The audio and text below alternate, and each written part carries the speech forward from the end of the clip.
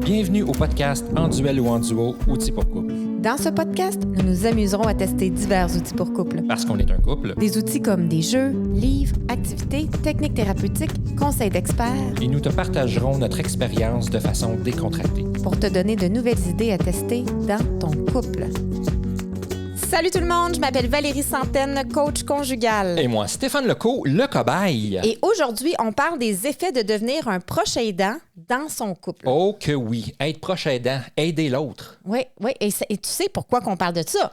À cause de ton genou. Oui, et parce que tu es devenu, donc, quand il dit à cause de mon genou, pour ceux qui ne savent pas, ça fait plusieurs fois qu'on en parle, mais là, l'opération a eu lieu et j'ai été sous le bistouri. Exactement.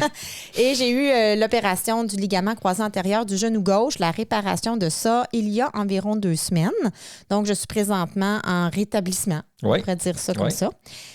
Et Stéphane est devenu mon proche aidant. Mm-hmm. Ça fait quoi, ce mot-là, quand je te dis ça? Tu es devenu mon proche aidant. Ça fait quand même bizarre. Ça va de soi, OK?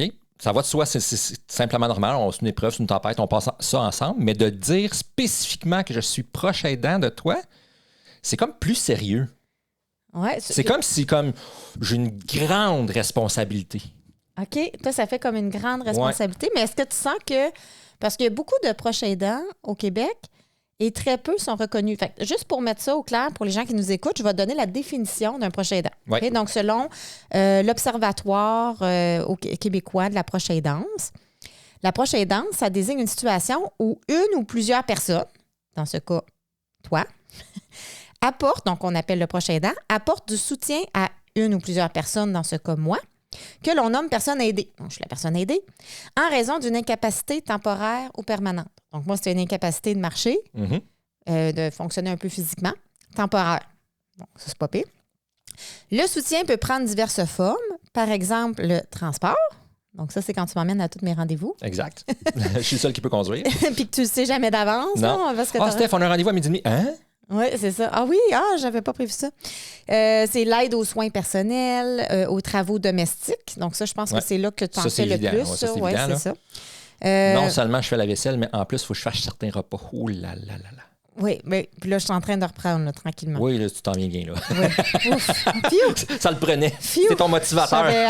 Oui, c'est ça. C'est ça qui me motive à faire de la physio. C'est comme, il faut que je retourne derrière la cuisine parce que, ils ont dit de manger sainement, on n'est pas là. Non.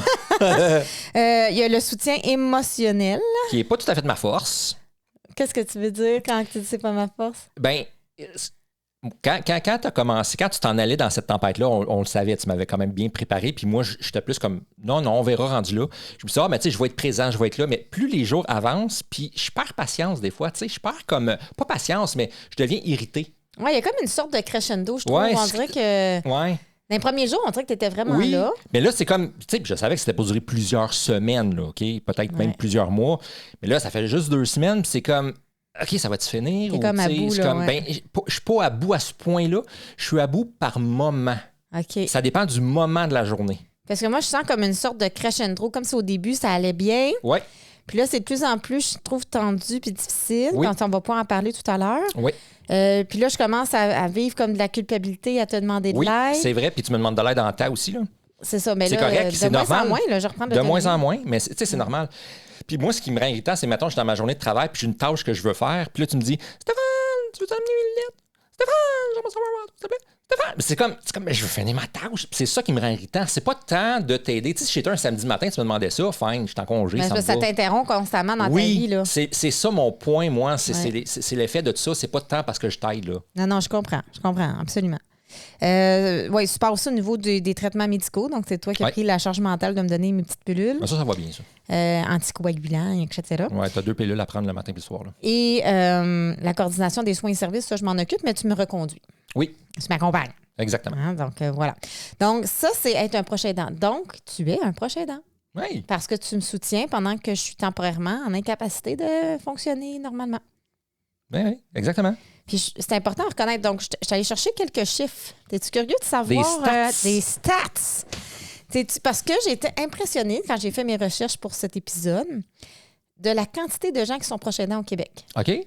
Donc, tu veux-tu savoir? Ben oui. Roulement de des tambour. Stats, on a Donc, attention, 21,1 % de la population québécoise de 15 ans et plus est un proche aidant. Quand même, hein? Puis tu sais, ça, c'est sans paye, hein? Faut le dire, pour être un proche aidant, il faut que ça soit fait par amour. OK, comme OK? c'est ça. Ben, même si tu n'aimes pas la personne, mais gratuitement, là, C'est ça. par altruisme. C'est pas ta job, là. C'est pas ton travail et Ouais. c'est pas rémunéré. OK. Sinon, c'est plus de la proche aidante. Ça OK. devient rémunéré. Ça veut pas dire qu'il n'y a pas des fois des ressources d'aide financière qui existent, parce qu'il y a des ressources qui existent, mais c'est pas une job payée à l'heure. C'est ça, c'est ça. C'est pas ça. C'est pas ta carrière. Et du 21,1 % de la population qui est un proche aidant, tu veux savoir, il y en a combien qui sont proches aidants de leur amoureux, de leur amoureuse, leur Oui, conjoint? ça veut dire que moi, je fais partie du 21,1, là. Oui, toi, tu fais partie de cette gang-là C'est cool. temporairement. Oui, c'est ça. Et 9,9 % de cette gang-là soutiennent un conjoint. Donc, à peu OK. près 10 % soutiennent un conjoint, Parfait. comme toi, tu me soutiens moi. Ouais. Moi, j'aimerais mieux le rôle d'être proche aidante. Hein. Je vais juste le dire de même, je déteste mon rôle. OK. Moi, j'aimerais bien mieux le contraire. Ah oui? Ah, tant. Ouais, j'imagine, hein? Moi, ça me stressait. Là. Moi, dépendre là, de quelqu'un. Ouais, toi, c'est dur pour toi. Je le sais, je le Ça vois. me fait. Tu sais, moi, je suis quelqu'un qui ramasse tout le temps, qui est toujours active. Là, c'était. Puis moi, je suis quelqu'un qui n'a pas besoin de ramasser parce que ma blonde, elle ramasse tout le temps et elle est toujours active. Fait que- Hey, là, pas. Je vais t'en faire. Le premier week-end, je vais m'en rappeler, là, le premier week-end, on était dans le salon. Ouais. Là, je me suis fait opérer le vendredi, là, fait qu'on est samedi. Je suis assis dans le coin du divan et je ne peux pas bouger. Et là, tu es assis puis tu fais rien. Exact, comme à tous les samedis. Puis là, je te regarde, puis je suis comme. Mais là, c'est parce qu'on est le printemps. Il faudra aller laver le contrôle de la piscine, monter la trampoline, préparer le terrain, faire les garde-robes, enlever les tapis. Là tu es là, puis tu n'as rien fait de toute la journée. Je suis en train de virer folle dans mon je t'ai corps. vu, je genre. sais, tu me l'as dit. Je virais folle dans mon corps. Fait qu'il y a vraiment quelque chose de tough. Tandis que si je suis autonome, mais je suis comme moi, je vais sortir dehors, puis je vais. Tu vas le faire si tu veux le faire. là. Oui, c'est ça. Là, je me T'sais- sentais comme en prison dans mon corps. Ouais. C'est pas cool. Puis moi, c'est pas que je veux pas le faire, c'est juste que je veux pas tout faire dans la même journée. Puis moi, je prends ça une chose à la fois, puis c'est relax, puis c'est correct. oui, là. on sait. On T'sais, connaît ton ouais. rythme. Ceux qui nous On me écoutent connaît, hein? connaissent ton rythme. On me connaît. Ouf, hein? Donc, voilà. Fait que 10 le conjoint. Tu veux savoir le reste? Ben oui. OK. 42,3 % soutiennent un parent. OK. C'est quand même logique. Oui, ben oui. Avec le vieillissement des parents. Ben oui, c'est ça, c'est normal. Quelque chose de logique là. Il y en a même qui ont des enfants pour ça. Hein? Qui c'est qui va s'occuper de moi plus tard? Ah oui, c'est vrai, hein? Donc, j'ai des enfants pour quelqu'un soit mon prochain aidant quand je vais en avoir besoin. 8,1 % c'est un beau-parent. Mais là, j'ai comme un flou. Je ne sais pas si beau-parent, ce qu'ils veulent dire, c'est un beau-parent comme moi, je suis pour tes enfants. Je suis comme la belle-mère de tes enfants. Oui. Ou un beau-parent comme ma mère est ta belle-mère. Oui. Ben moi, je le vois plus comme c'est ta mère que j'aiderais. Là. Tu le vois Toi, plus comme t'aiderais ça? ma mère. Là. Ouais, c'est plus comme ça que je le vois. Là. Plus comme ça que tu le vois. Ouais. À toi, moi, je le voyais à l'inverse, comme si Alice ou Edouard, tes enfants, m'aideraient moi. OK. Je sais pas. Je sais pas. Je sais pas. C'est beaux-parents, je sais pas ce que ça veut Ouais, dire. je sais pas. Ah, ça me tanne, ça me chicane, ça me chicote. C'est pas grave, c'est pas grave. On lâche prise. Hein, j'ai-tu pratiqué ça, le lâcher prise, dans les 2 dernières semaines? 13,3 % aident un ami ou un voisin. Parfait. Ouais. OK. 12,2 % aident un frère, une sœur ou un membre de la famille élargie. 5,9 % un grand-parent. Et 8,2 % un enfant. OK. D'ailleurs, on va recevoir 3 personnes en entrevue aujourd'hui pour aller élargir le sujet. Et une de ces personnes-là, c'est justement le cas que le couple est proche aidant de leur enfant, qui a un handicap qui va durer toute sa vie. Donc, c'est pas quelque chose de temporaire comme nous, ce qu'on vit. Et ça, c'est quoi les impacts que ça a sur le couple et c'est quoi leur clé, comment ils ont traversé ça ensemble. Ça risque d'être très intéressant parce que oui. c'est un couple qui est super heureux. Là. Absolument. Donc, moi, j'ai vraiment hâte de connaître leur secret, en tout cas, ça, c'est sûr. Ah oui, ça va être intéressant. Ça va être très intéressant. Puis le reste de l'épisode, on va surtout se concentrer sur les impacts, justement, d'être proche aidant de son ou sa partenaire sur le couple. Et pour nous aider à y voir plus clair, on va recevoir 2 experts. Parce que nous, c'est une petite chirurgie de routine avec une convalescence, oui, chiante, mais je veux dire, rien de Oui, c'est dramatique. rien. Non, là. non, c'est ça. Tu sais, moi, je pense à des gens qui ont un partenaire qui a l'Alzheimer, un cancer, tu sais, des choses plus graves, plus importantes. Ben, tu sais, comment ça nous impacte le couple, comment on s'adapte à ça. Mais oui. Donc, pour nous aider à y voir plus clair dans cet ordre-là, on va recevoir tout à l'heure Mme Carmen Lemelin, qui est chercheure et enseignante en psychologie. Et un autre impact que je trouve indéniable, c'est sur le désir sexuel. Mhm. C'est Donc, sûr. pour aller discuter du sujet, on va recevoir François Renaud, sexologue, pour voir les impacts sur le désir sexuel, puis voir c'est quoi, lui, sa perspective et ses pistes de recommandation. Parce qu'en réalité, il n'y a personne qui est à l'abri Non. de cette tempête-là, parce que c'est une tempête. Oui, puis ça peut arriver n'importe quand, n'importe comment, comme dans notre cas. C'est une affaire de routine, là, tu le dis, mais ça a quand même un impact. On l'a vécu 2 fois, en fait, la tempête, parce qu'on a vécu fois que tu t'es blessé. La blessure initiale. Et la fois de l'opération. La blessure initiale, où j'ai encore pas pu marcher, puis la même affaire, là, c'était pas prévu. C'est ça. Ça nous est tombé dessus. Oui. Puis j'ai trouvé ça plus facile que ça soit prévu après l'opération, mais pas avant. OK. Parce que dans la préparation, je suis comme, OK, je vais faire tout le ménage, parce que là, je voulais faire comme un maximum d'affaires, puis ça me surchargeait ça comme c'est fou. Fait que j'ai vécu un gros stress avant, mais après, au moins, je savais à quoi m'attendre. C'est ça de la résilience. On traverse quelque chose, puis on est plus fort après pour le traverser. Donc, si ça t'intéresse, parce que de connaître les autres tempêtes, parce qu'il n'y a pas juste devenir proche aidant de son partenaire comme tempête. Juste pour les gens qui nous écoutent, quand je parle d'une tempête, je parle d'un événement. Donc, ça peut être la venue d'un enfant, la retraite, une perte d'emploi. Là, on parle de la maladie. La maladie. C'est ça. Un événement qui vient ébranler l'équilibre établi dans le couple et auquel il faut s'adapter. Et pour connaître toutes les tempêtes, en fait, et comment les traverser, bien, je t'invite à te procurer ou à aller voir notre livre « À deux dans le même bateau ».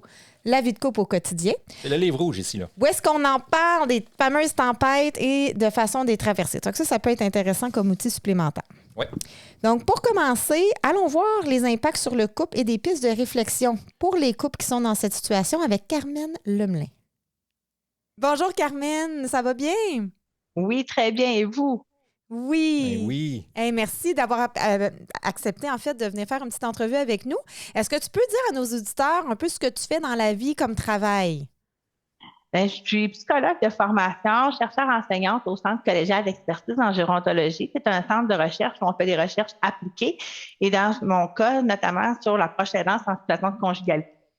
Ah, c'est fantastique. Donc, on est directement dans notre sujet. Qu'est-ce que tu vois comme cas quand tu dis proche aidante, justement, dans la conjugalité? Qu'est-ce qu'ils vivent les couples comme maladie ou comme blessure ou comme... Comme défi? Oui. Bien, en fait, les maladies peuvent être diverses. J'ai mené une première étude où c'était la proche aidance des personnes aînées. Donc, peu importe c'était quoi la maladie, c'est assez diversifié. Donc, il y avait des gens autant en oncologie que des gens qui ont des troubles neurocognitifs, que ce soit le Parkinson, problématique cardiaque. Donc, ça peut être assez varié. Mais en général, il y a comme un tronc commun à tous ces couples-là. La proche aidance, ça amène beaucoup de changements et de défis dans leur vie quand ça se produit. Ça amène des changements dans les responsabilités parce que c'est sûr que là, la maladie fait en sorte que parfois, certaines responsabilités ou tâches que la personne s'occupait, elle est plus capable de le faire, donc ça vient de tomber dans la cour de la personne proche aidante. Il y a des changements dans le rôle de conjoint aussi. Il y a des choses qu'on ne faisait pas avec notre conjoint, comme par exemple l'aider à s'habiller, voir à son alimentation, peut-être prendre ses rendez-vous, l'aider dans sa médication pour qu'elle apprenne au bon moment. Ça permet des changements aussi dans le quotidien, dans les routines, parce que là, on a des rendez-vous des fois chez le médecin. La maladie, des fois, fait en sorte qu'on doit surveiller certaines choses. Je pense au diabète, par exemple, pour avoir une bonne glycémie pour sauter de repas, ou des choses comme ça. Donc, ça amène quand même certains impondérables qui fait que la routine va devoir bouger. Ça amène aussi des changements dans les relations aux autres. Parce que là, dans le fond, les gens qui nous entourent réagissent à la maladie du proche. Puis là, soit nous appellent, puis dans le fond, prendre beaucoup de leurs nouvelles. Fait que là, on est comme, des fois, un peu submergé par toutes les prises de nouvelles de chacun, puis on comprend très bien, mais en même temps, ça nous enlève un peu de temps.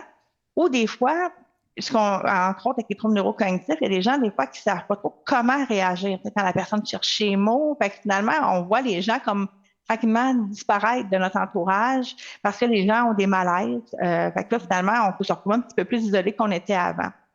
Ça amène aussi des changements dans l'image de soi parce que ça nous amène à prendre moins de temps peut-être pour d'autres rôles.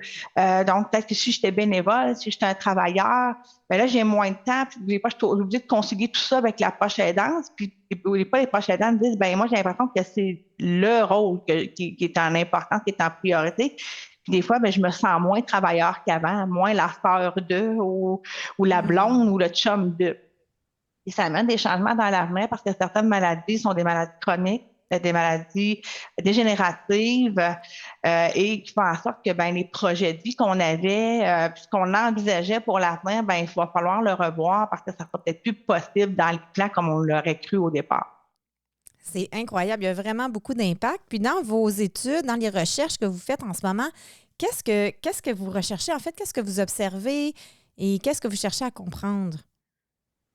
Bien, différentes choses. En fait, on essaie de comprendre souvent les impacts, parfois avec une maladie. Là, j'ai fait une étude plus générale, puis je voulais voir le lien au départ sur l'attachement amoureux, parce que si on a une maladie, puis que, par exemple, la personne risque de décéder, je vais le perdre. En même temps que je m'investis, je sais qu'au bout de la route, il ne sera plus avec moi. Puis je me disais, c'est sûr que ça va bouleverser l'attachement, parce que l'attachement étant notre lien de sécurité, c'est notre conjoint devient comme un peu notre phare, notre base, quand il arrive quelque chose, puis que ça bouge trop ou que ça gronde d'ailleurs, on se réfugie dans les bras de notre conjoint. Puis là, je me dis, à partir du moment où ce conjoint-là est malade, il ne peut plus autant qu'avant être une figure solide de sécurité, ben, puis qu'on sait qu'il va partir, qu'on va la perdre. Je voulais voir un peu quel impact ça avait et surtout que les intervenants mentionnaient que quand les conjoints aidants abordaient ces questions-là de couple, les impacts sur leur couple de la proche aidance, ils disaient, ben, on n'a pas d'outils. Donc, j'ai vraiment créé une trousse d'outils pour eux, pour les aider à intervenir avec ces gens-là. Fait que quand je fais des recherches, c'est vraiment pour essayer de voir c'est quoi les défis, être capable de trouver un outil parce que quand on fait de la recherche appliquée, on va, oui, aller chercher des données scientifiques, mais on les utilise pour créer un outil pratico-pratique, utile, utilisable, avec une valeur ajoutée pour soit les conjoints aidants ou les personnes qui les accompagnent. Et ça, c'est fantastique parce que c'est ce que je remarque aussi avec nous. On a une équipe de coachs conjugaux qui accompagne les couples à travers différents défis. Donc, qui ne sont pas de la psychothérapie, mais des défis du régulier là, que tous les couples ou presque vont traverser. Et dans quelques cas, mais justement, il y a des cas où il y a un cancer, il y a une maladie dégénérative et où on peut justement percevoir le décès imminent du partenaire qui va arriver à court, moyen terme. Puis ça vient chambranler exactement ce que tu nous dis, là, l'engagement, puis à quel point j'ai envie de m'investir. Puis il y a une sorte de deuil aussi qui embarque là-dedans. Et là, tu me dis que tu as une trousse à outils. Est-ce que c'est quelque chose qui est accessible aux intervenants seulement, aussi au grand public, ces outils-là, ou c'est juste comment qu'on accède à ça? Ben, en fait, j'ai deux projets où j'ai fait des choses différentes. Dans le projet que je viens de parler au niveau de l'attachement, c'est vraiment pour les intervenants. Ce n'est pas des outils psychothérapeutiques, donc peu importe le type d'intervenant qu'on est, même des fois, certains bénévoles ont été formés. C'est des outils pratico-pratiques qu'on peut mettre en place. Quand, par exemple, le conjoint nous aborde, par exemple, qu'il y a une problématique avec sa sexualité, que ça soit avec, par exemple, les liens affectifs, le soutien, des conflits conjugaux qui apparaissent à cause de, par exemple, de la proche aidance, ben, ils ont des outils pour les aider à cheminer là-dedans. Le projet que je viens de terminer, que j'ai terminé en septembre dernier, lui, on s'était concentré sur les couples dont l'un était atteint d'un trouble neurocognitif, donc l'Alzheimer ou des maladies apparentées. Puis là, dans le fond, ce qu'on a fait, c'est on a fait une trousse pour les conjoints aidants, jumelant l'approche nosolienne, qui est une approche sensorielle, donc d'accompagnement, puis approche sensorielle. Puis on a jumelé l'approche par réminiscence, donc des souvenirs avec ça.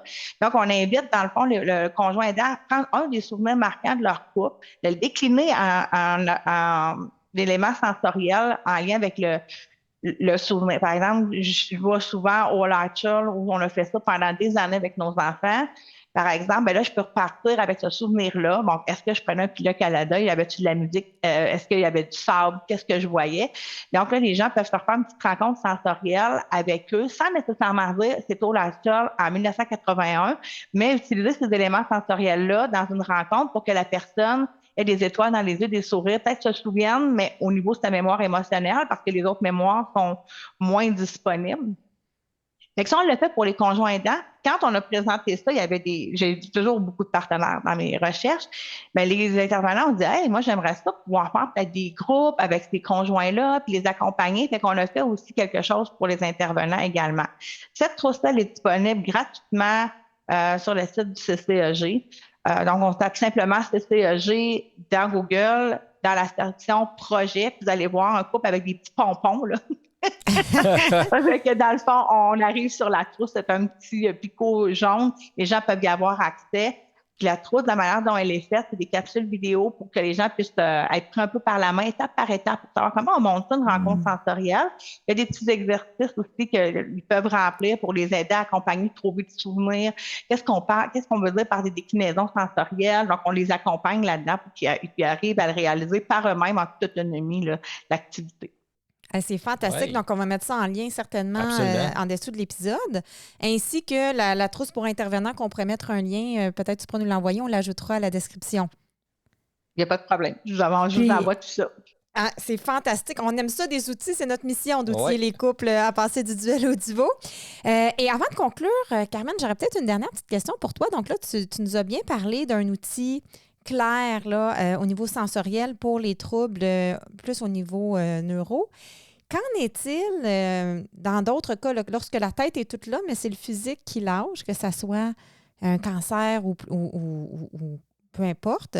Est-ce que tu aurais une piste de réflexion ou une astuce à donner à ceux qui nous écoutent présentement qui seraient dans cette situation-là?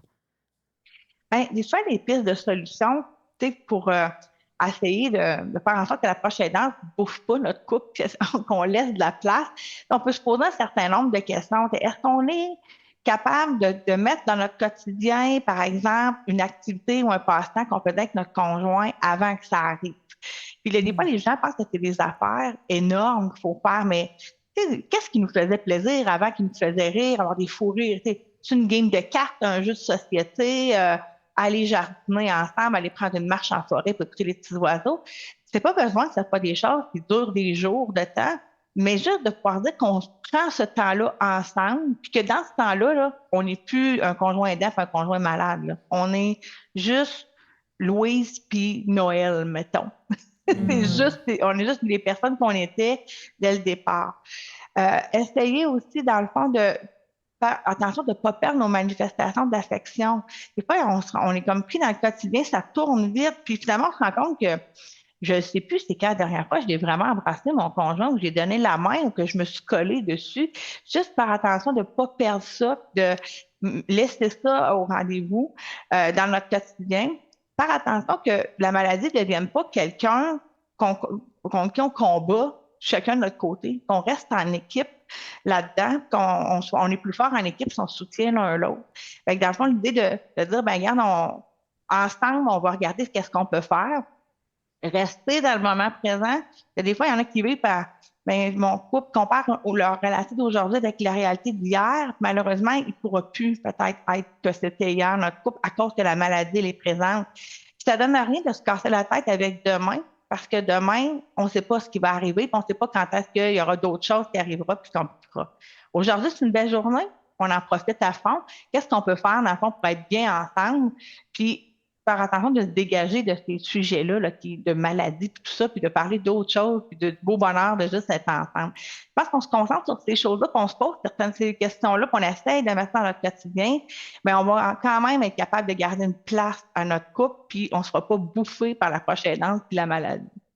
Mais un grand merci, Carmen, pour ces conseils-là. Donc, de garder des activités d'avant, des manifestations d'affection, être en équipe. Être capable de faire la part des choses. Moi, c'est ce qui ressort.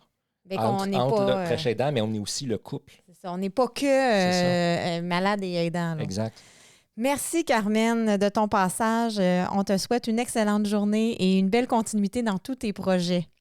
Merci beaucoup à vous également. Bye-bye.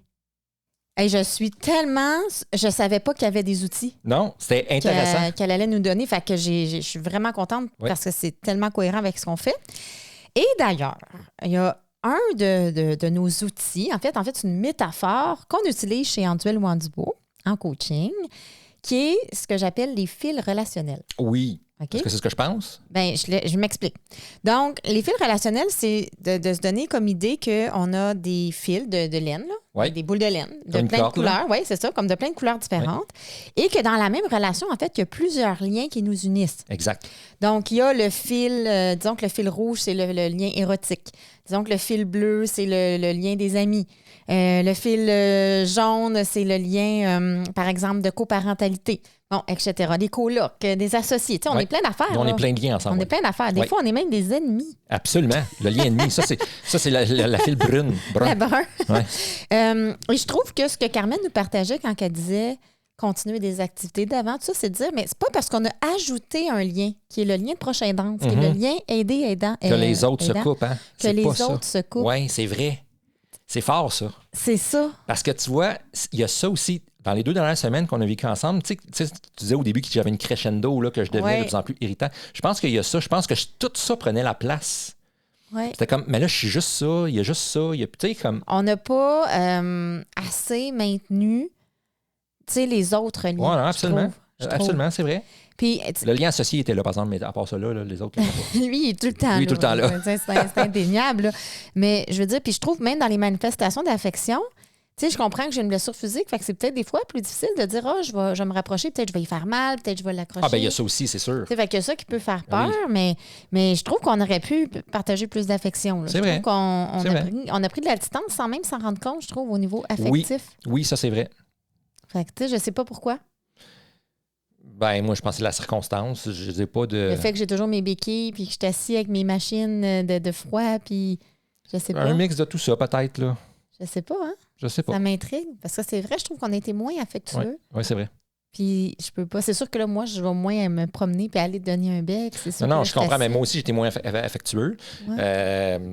Mais je sais pas. Ça circonstance, c'est intéressant. Ah, fait que peut-être que ça, on pourrait prendre son conseil et déjà dire, ben, tu sais, le lien affectueux. Parce qu'on reste le couple, on reste les amis, on reste le côté relié amoureux, le érotique. Même si c'est pas long, comme elle dit, c'est pas obligé d'être des longues choses, mais tu sais, juste des petits moments. Tu sais, dernièrement, j'essaie beaucoup de connecter avec toi, mais puis je comprends qu'on vit peut-être une double tempête parce que tu es dans un rush au travail. En plus, oui. Parce que je trouve que c'est difficile, tu sais. Fait que, de ressouder ces liens-là, ça va être important. Ah, fait que c'est ça que je voulais dire. Une autre chose qu'on a faite. Donc, quelque chose qu'on a fait nous, donc, et que je recommande très fortement, c'est, je reste dans le thème du bateau, on a parlé du livre tantôt du bateau, d'aller chercher des matelots. Oui. Donc, qu'est-ce qu'un matelot? C'est des ressources d'aide externes. Donc, de ne pas mettre tout sur les épaules de ton conjoint ou de ta conjointe. Ça, c'est sûr. Ça, c'est sûr. Puis toi, déjà, en partant, tu es allé chercher de l'aide parce qu'il y avait un lundi, tout de suite après l'opération, que tu avais un meeting pour le CA. Tu as appelé une de nos amies puis tu as dit, Isabelle, tu as dit, viens passer la soirée avec toi, tu sais. Viens garder ma blonde. Oui. Ben, en fait, oui, carrément ça. Mais en fait, c'est que Isabelle, sachant que tu avais ton opération, elle m'avait envoyé un message par courriel ou texto, je me souviens plus. OK, elle s'est manifestée comme matelot. Oui, elle a dit, si jamais tu as besoin d'aide, puis elle s'est approchée en disant, tu sais, si tu as besoin d'aide pour faire des commissions, du ménage ou n'importe quoi, tu sais, pendant les prochains jours, je suis disponible. Ah, ben on va te faire une liste. Le contour de la piscine, le barbecue, le terrain. Non, je fais des blagues. Non.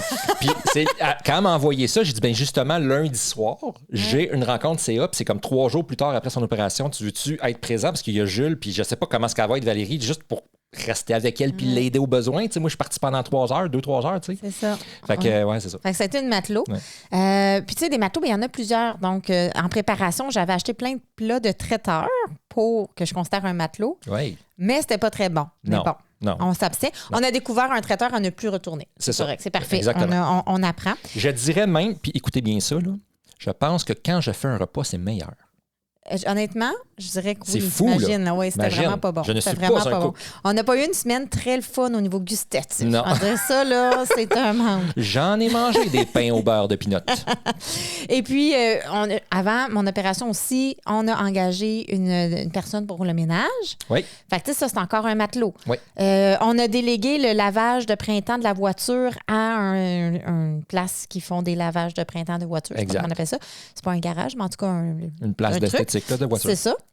Donc, un autre matelot. Tu vois, c'est ça, il faut y aller selon notre budget, mais je trouve que de vouloir dire, OK, lave le tout, je voulais t'enlever, fais le ménage. Imagine, en plus, fallait que tu tapes le ménage toute seule. Tu sais, l'auto, on a des gens qu'on a pris aussi pour le terrain. Fait que le terrain, imagine tout ça par-dessus, tu seras en train de virer fou. C'est sûr. Même les amis de notre fils Jules, de 6 ans, sont des matelots. Oui. Donc là, je texte les parents. Là, je suis comme, Jules aimerait jouer avec des amis, fait que ça nous sauve. Fait que là, les amis sont venus jouer à la maison. Puis là, ben, Jules a passé, mettons, 2 heures avec les amis. Mais pendant ce temps-là, il s'est amusé, puis il allait dehors, rentrant dedans, il s'amusait. Fait que pendant ce temps-là, nous autres, on a pu fait que je trouve que ça soit rien faire. Que ça soit rien faire, sans rien faire. Pendant que lui, il faisait rien, moi, je travaillais sur mon laptop. Donc, je trouve que en préparation, se donner qui peuvent être des matelots, qui peut aider. Fait que, tu sais, si on se fait une liste de tâches, puis on dit qui peut faire ça autre que mon conjoint, ma conjointe, que ce soit de la famille, des amis, des professionnels qu'on paye si on a les moyens, je trouve qu'il faut y aller. Ouais. Et il y a des ressources gouvernementales ici au Québec, dans les C3S, les CIUS. Il y a des mesures d'aide pour la prochaine danse. Okay. Donc, ça peut être des services d'entretien ménager, d'aide à la préparation des repas. Donc, des matelots, là. Oui, exactement. OK, c'est vraiment cool, ça. Des moments de répit à domicile. Donc, pas pour une petite blessure comme moi, mais je veux dire quand c'est plus important. Donc, si ça devient trop lourd, on peut aller chercher de l'aide, même des fois au gouvernement ou de l'aide professionnelle. Et si c'est une adaptation qui est difficile pour toi là, à la maison, qui écoute ça, tu te dis, ouais, mais moi, là, je me comprends plus, c'est trop gros, je suis complètement perdue. Sache qu'on a une équipe de coachs conjugaux qui peuvent t'accompagner en ligne ou en personne pour traverser cette tempête-là. Fait que ça, c'est une autre ressource possible. Tout à fait. Fait que je vais demander à Stéphane de rajouter ça aussi dans la description. Fait que là, on a les trousses d'outils de Carmen, on a le coaching, on a le livre comme outil à date. Nous, on a testé quelque chose que je ne sais pas si ça a marché. On va faire le retour. Okay, on fait le point. On fait le point. Je vais le confirmer. Tantôt, j'ai dit on va faire le point. Faisons le point. Faisons ça. Vas-y. Donc, moi, je suis très préparation. Oui, très, très, très. Mais je tiens à te saluer parce que tu as été super ouvert d'esprit. Oui. À faire cette préparation avec moi. Oui. Et d'ailleurs, un petit truc que j'ai pris pour le manipuler en gentillesse, boum, c'était de le faire dans un bon restaurant. Oui, donc, on est allé dîner. On en a le plaisir parce que moi, vous savez que j'adore m'amuser puis qu'est-ce qui est plaisant. C'est ça. Fait qu'on s'est pris un petit resto un nouveau. Bon dîner. Nouveau resto avec une belle ambiance. J'ai emmené mon petit cahier, mon petit cahier rose que j'ai reçu en cadeau d'une de mes clientes. C'est fine, ça. Et on a fait la liste de nos peurs. Donc, que tu sois avant, si c'est prévu, ou ça vient d'arriver. Tu viens d'apprendre que la maladie ou qu'il y a quelque chose qui est arrivé. Je vais te faire une parenthèse. Tu sais, tu dis que tu m'as manipulé gentiment et tout ça. Là. Je manipule. Non, c'est une blague, Mais juste que tu saches, peut-être que tu ne le savais pas, quand on fait des exercices comme ça et que je n'ai rien à faire sauf répondre à des questions, ça me va, moi, j'aime ça. Mais c'est vrai. Hein? Tu sais, c'est pas lourd pour moi, juste répondre à des questions. C'est s'il faut que je me mette à faire des grilles puis à écrire puis tout ça que je sais. Mais toi, tu n'aimes pas prendre des notes. C'est important ce que tu dis parce que souvent, tu sais, on teste des affaires. Ouais, souvent, il y a des choses que je dis, OK, mais pendant le mois, on pense chacun à X, Y, Z. Puis là, ça ne marche pas avec Stéphane. Moi, je peux pas, j'aime pas prendre des notes. Puis je pense que c'est important dans le domaine peut-être du développement personnel ou conjugal de respecter la limite la plus basse. Je pense que c'est important pour la personne qui est plus comme moi, là, qui est plus comme proactive, puis on surpasse tout le temps sans arrêt. Parce que sinon, on va brûler l'autre ou on va créer de la résistance. Ouais. Mais pour la personne qui a la limite la plus basse comme toi, tu sais, ça serait quoi le conseil que tu donnerais aux gens qui sont dans ta situation? Parce que juste rien faire passivement, c'est un peu plate. Tu sais, ça peut créer un déséquilibre ou un sentiment d'injustice pour la personne dans la situation. C'est d'être ouvert à répondre à des questions sans réflexion, dans le sens que tu me poses une question, puis je réponds sans... ça, c'est parce que c'est ça qui est facile pour toi. Oui, parce que ton conseil, je vais juste le généraliser, c'est... Dis-moi si je le généralise bien, c'est donc, fais ce qui est accessible pour toi, ce que tu es ouvert à faire, nomme-le. Oui, dis-le. Dis-le ça, parce que toi, c'est répondre aux questions, mais il y en a pour qui répondre aux questions, c'est un calvaire. C'est vrai, tu as raison. Pour moi, c'est ça, fait que je te le dis pour que tu le saches. Fait que peut-être que quelqu'un d'autre, que la limite la plus basse, pourrait dire, ben moi, ce que je suis à l'aise, c'est j'aime ça lire. Oui. Fait que si tu veux qu'on lit des choses puis qu'on parle de nos lectures après, ça me convient. Trouver qu'est-ce qui va pour toi. Trouver qu'est-ce qui va, c'est ça. Puis jouer avec ça, là. S'adapter. Mais je peux pas te forcer puis dire là, à tous les jours, tu vas faire du journalling, tu vas écrire dans ton journal telle affaire, ça marchera pas. T'sais. En tout cas, c'est la parenthèse que je voulais faire. Mais c'est une bonne parenthèse. Puis, tu sais, pour les prochains tests aussi, ça me dit, OK, tu sais, on va essayer de... Arrive avec ton questionnaire, là. Oui. La question. Donc, bref, l'exercice qu'on a fait, c'est un exercice que tu peux faire à la maison. Il est simple et compliqué en même temps. Oui. Mais il est génial. Oui. Donc, il y a 3 étapes. La première étape, c'est on nomme nos peurs, peu importe si c'est une peur à Stéphane ou à moi, par rapport à la situation, donc au contexte là qui était la post-opération. On se questionne, puis là, c'est là que ça devient intéressant. C'est quoi la fonction de ma peur? Ouais. Donc, notre cerveau ne nous envoie pas des peurs pour le fun, là, pour nous faire chier parce que ça l'amuse. Il y a une raison. Il y a une raison. Une peur, ça a une raison d'être là. Ça nous dit, attention, il y a une situation que tu ne veux pas vivre ou il faut que tu te bouges. Il y a quelque chose à faire ici. Donc, c'est quoi sa fonction? À quoi elle me sert? On écoute sa fonction et on réfléchit, on brainstorm ensemble à des stratégies pour répondre à la fonction. On va mettre du concret là-dessus. Parfait. Donc, nous, on a listé nos peurs. Donc, une de tes peurs à toi. Oui, et c'est sans jugement. Hein? Ben non, absolument pas. Mais non, mais c'est une peur légitime. Absolument. Même si mon opération était de routine, Stéphane, qui est quand même une personne qui vit avec l'anxiété. Ou un petit peu, là.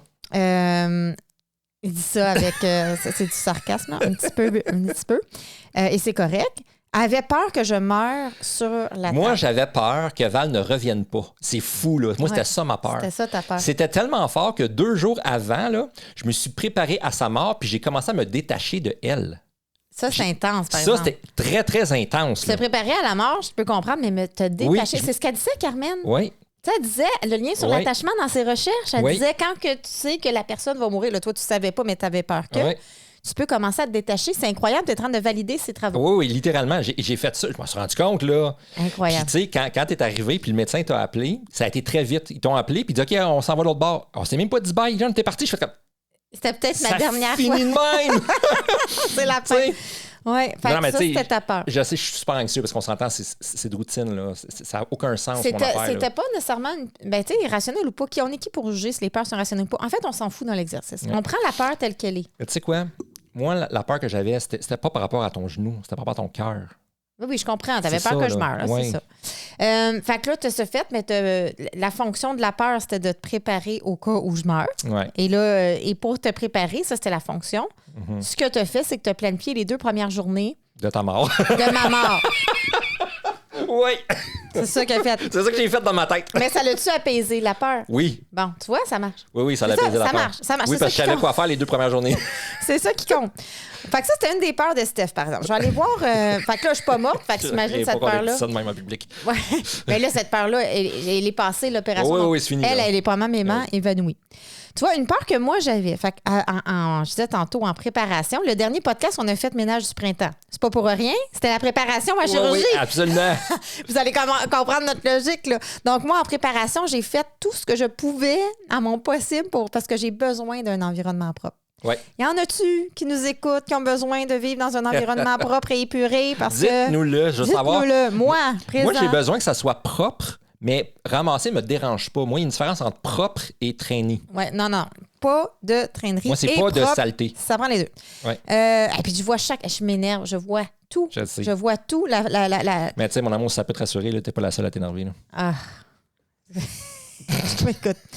Donc, une de mes peurs naturelles, c'était que suite à tout cet effort de ménage que j'ai mis, et j'en ai mis, toute la chambre du petit, les garde-robes, etc. Oui, t'as été génial. J'en ai mis que ça redevienne bordélique, puis là, que je peux être impuissante face à ce bordel. Telle était ma crainte.